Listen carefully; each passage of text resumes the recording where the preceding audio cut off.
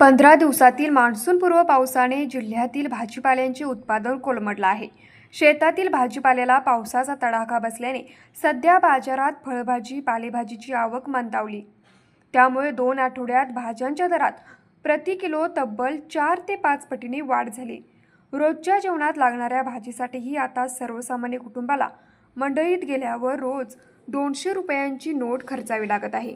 15 दिवसापूर्वी टोमॅटो 10 रुपये किलोने विकला जात होता. तो आज 60 रुपये किलोच्या घरात गेला आहे. फ्लॉवरचा एक गड्डा 25 रुपयावरून 80 रुपयावर पोहोचला आहे. वांगी, ढोबळी मिरची, दोडका, श्रावण घेवडा, भेंडी, बीन्स, वरणा यांच्या किमती 2 आठवड्यापूर्वी 50 रुपये किलो होत्या. त्या आता 180 ते 200 रुपये किलोच्या भावाने खरेदी कराव्या लागत आहेत. कांदा, बटाट्यालाही पावसाने फटका दिला असून कांदा 15 रुपये किलोवरून 25 ते 30 रुपये किलो झाला आहे. बटाट्याचा भाव 40 ते 50 रुपये किलो झाला आहे. पालेभाज्यामध्ये मेथी, पालक, तांदळी, आंबाडा, कांदापात 10 रुपयावरून 40 रुपये प्रतिपेंडी झाली आहे. न्यूज मराठी 24 कोल्हापूर.